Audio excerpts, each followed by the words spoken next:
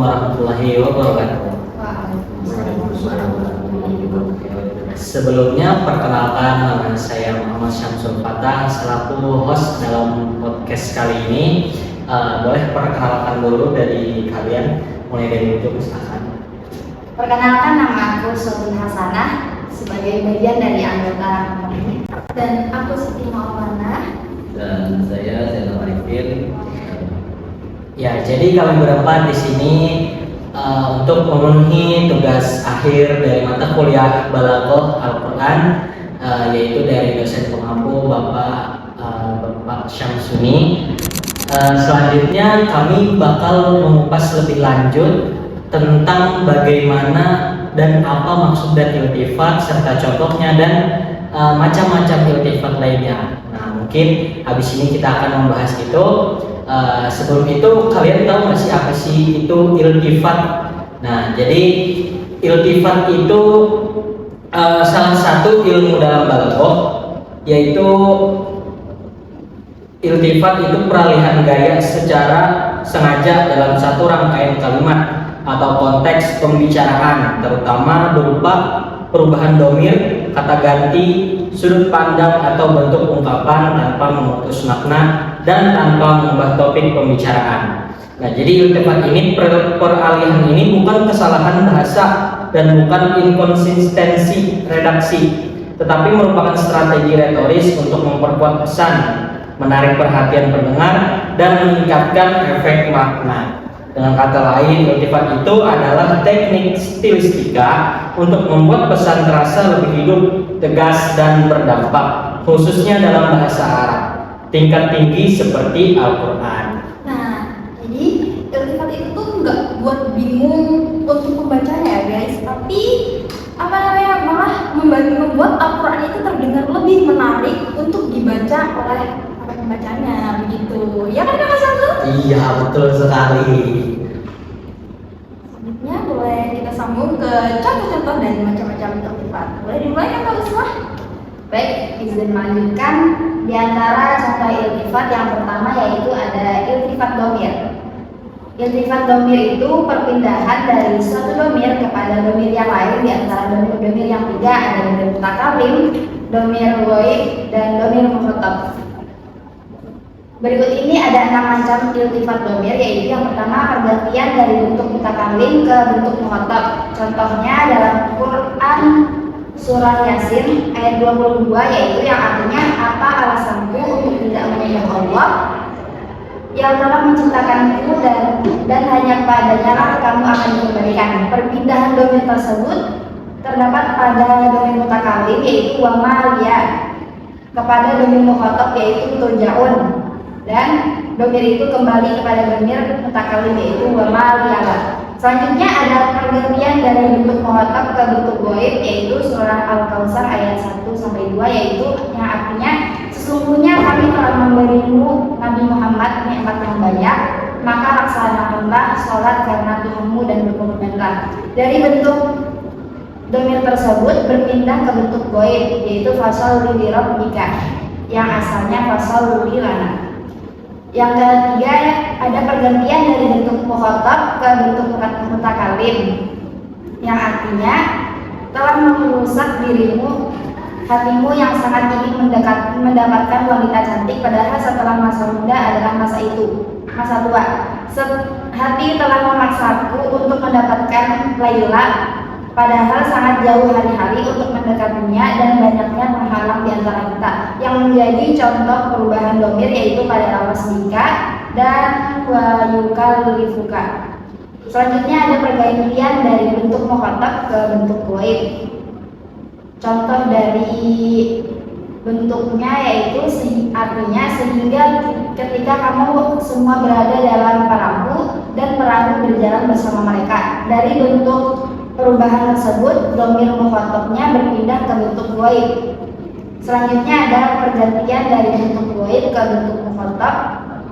Contohnya dalam Quran surah Al-Fatihah ayat 4-5 yang artinya pemilik hari pembalasan, hanya kepada Engkaulah kami menyembah dan hanya kepada Engkaulah kami memohon pertolongan. Pada ayat tersebut menjelaskan bahwa Allah yang merajai hari pembalasan, hanya kepadamu aku menyembah Perpindahan dari ayat tersebut yaitu lafaz Maliki Yaumiddin merupakan bentuk goib lalu berpindah ke bentuk khotob.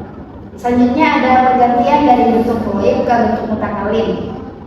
Contohnya yaitu Allah lah yang mengirimkan bermacam angin, lalu angin menggerakkan awan. Selanjutnya kami arahkan awan itu ke suatu negeri yang mati, lalu dengannya hujan kami hidupkan bumi setelah matinya. Demikianlah kebangkitan itu. Lafaz tersebut terdapat perpindahan dhamir, yaitu lafaz Allah dalam ayat tersebut merupakan bentuk goib berpindah ke bentuk mutakalim. Selanjutnya ada macam iltifat, yaitu iltifat sighah dalam Quran surah Al-Baqarah ayat 90, yang artinya buruk sekali perbuatan mereka menjual dirinya dengan mengingkari apa yang diturunkan Allah karena dengki bahwa Allah menurunkan karunia-Nya kepada siapa yang Dia kehendaki di antara hamba-hambanya. Oleh karena itu mereka menanggung kemurkaan demi kemurkaan. Kepada orang-orang kafir ditimpakan azab yang menghinakan. Gaya bahasa iltifat pada ayat tersebut di atas terjadi pada pemilihan kata anzala yang berarti menurunkan atau diturunkan. Dalam konteks ayat tersebut, kata anzala digunakan untuk menerangkan kitab-kitab terdahulu yang telah diturunkan sebelum Al-Quran, sedangkan kata yunazilu digunakan untuk menerangkan turunnya Al-Quran. Pemilihan redaksi ini mempunyai makna jelas bahwa turunnya kitab-kitab terdahulu diturunkan dalam sekali waktu, tidak berangsur-angsur. Dari contoh tersebut terdapat macam-macam iltifat, yaitu iltifat dhamir dan iltifat sighah. Selanjutnya bisa dijelaskan apaan? Iya, macam-macam iltifat gak cuman ada itu aja guys, tapi Masih ada lagi ya? Iya, ada lagi nih satu iltifat adat.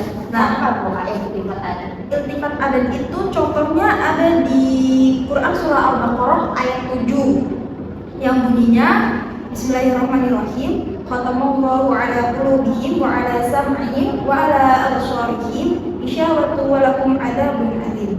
Di mana sih letak iltifat adat dari kalimat itu? Itu ada di kalimat qulubihim. Qulubihim itu kan berbentuk jamak bukan mufrad ya. Lalu tiba-tiba geser nih, habis qulubihim geser ke sam'ihim yang bentuknya mufrad, sedangkan qulubihim tadi kan jamak.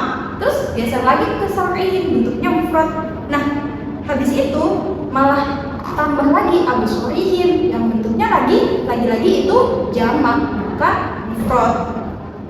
Nah, kenapa sih jadi beda-beda kayak gini gitu? Jika ditinjau dari konteks ayat tersebut, perbedaan objeknya itu memiliki makna yang signifikan. Hati dan penglihatan digambarkan mampu membedakan peristiwa yang dalam kehidupan secara lebih jelas dan benar. Kayak mata dan hati kita itu bisa bedain gitu loh secara jelas gitu. Sementara pendengaran tidak memiliki kedalaman yang sama. Misalnya ketika seseorang menangis, pasti matanya mengeluarkan air mata dan hatinya ikut bersedih gitu kan. Habis itu hati dan penglihatan dapat memahami perbedaan antara tangisan karena kesedihan dan tangisan karena kebahagiaan. Beda dong kalau misalnya kita nangis nih karena jatuh, itu kita nangis sakit gitu kan, sama kita nangis karena misalnya kita dapat juara di kelas, itu kita nangis karena bahagia gitu. Sebaliknya, pendengaran hanya mengenali tangisan sebagai ekspresi kesedihan tanpa mampu menangkap makna yang lebih dalam. Oleh karena itu, banyak ayat Al-Quran yang menyebutkan kata sam'un dalam bentuk mufrad untuk menegaskan keterbatasan fungsi pendengaran dibandingkan dengan hati dan penglihatan.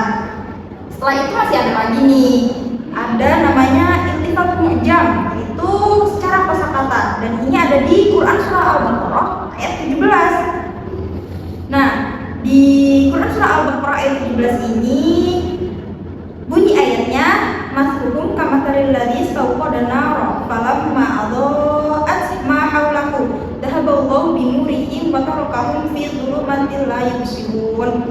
Nah, iltifat di ayat ini itu ada di kalimat adaa'at dan binurihim.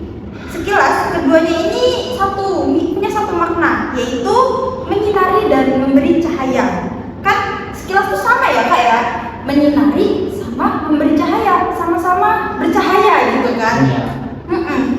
Tapi menurut Syihab, terdapat perbedaan mendasar. Kata al-Ad menunjukkan cahaya yang sumbernya tuh dari dirinya sendiri. Sedangkan kata nur itu merujuk dari pantulan dari sumber lain. Dalam konteks ayat yang menggambarkan sifat seorang munafik, menggunakan kata al-Ad menunjukkan bahwa pada awalnya mereka ini dapat cahaya gitu dari Al-Quran dan yang dapat menerangi jalan hidup mereka. Tapi karena enggan memanfaatkannya, Allah menutup cahaya itu hingga mereka tetap berada di dalam kegelapan. Nah, selain itu ada juga terlihat nih peralihan dari kata naron dan binurihi. Dari sisi makna, nar mengandung dua daya, yaitu membakar dan menyinari. Ini sama-sama menyinari lagi, tapi beda lagi maknanya. Daya membakar bisa mendatangkan manfaat, tetapi juga dapat menimbulkan bencana. Sementara nur hanya memiliki fungsi menyinari. Nah, yang senantiasa memberi manfaat ke orang. Jadi beda nih kata nar sama nur. Kalau nar tadi itu dia memang bisa menyinari, tapi dia juga bisa membakar gitu. Jadi selain dia bisa memberi manfaat, dia juga bisa memberi mudarat buat orang lain. Sedangkan kalau kata nur itu dia cuma bisa memberi manfaat untuk orang lain gitu. Nah, jadi orang munafik digambarkan dengan metafora api yang memiliki dua daya. Namun karena sifat buruk yang melekat pada diri mereka, Allah mencabut unsur cahaya dari api tersebut dan memberikan mereka hanya dengan kegelapan serta keburukan yang mereka pilih sendiri. Gitu kalau misalnya iltifat mujar, tentang kosakata. Nah, Jadi gitu ya. Iya, kayak sama bahasa tapi beda istilah ya kayak. Iya, bedanya tuh kayak mereka tuh cuma tipis-tipis aja, tapi secara makna kalau digali lebih dalam itu mereka tuh berbeda gitu kak. Ngomong-ngomong nih Kak tentang masalah iltifat, kan iltifat itu mempunyai fungsi dan hikmahnya. Iya. Nah, itu kira-kira apa tuh Kak Zainal fungsi dan Iya hikmahnya? nih. Nah, Coba. setelah kita sama-sama memahami dari pengertian sampai ke macam-macam yang tadi yang panjang lebar dijelaskan, ada baiknya untuk kita lebih menghayati dan lebih mendalami apa itu iltifat. Kita sama-sama mengetahui apa itu fungsi dari iltifat di dalam Al-Quran khususnya. Nah, yang pertama, iltifat di dalam Al-Quran berfungsi sebagai penarik perhatian. Apa itu maksudnya? Jadi agar pembaca Al-Quran tidak merasa monoton atau datar ketika membaca Al-Quran, iltifat dipakai agar pembaca terus fokus dan terjaga untuk menghayati ayat-ayatnya. Nah, yang kedua, memberikan variasi estetis. Nah, jadi Al-Quran tidak sekedar bacaan yang datar, yang monoton, tapi juga memiliki makna yang hidup, yang dinamis dan tidak kering. Nah, yang ketiga, iltifat mencerminkan kedalaman psikologis komunikasi. Nah, jadi kadang manusia perlu ditegur, kadang diajak bicara dengan lembut, kadang disadarkan melalui jarak, dan kadang didekatkan melalui dialog langsung. Nah, itu jadi ketiga fungsi dari iltifat.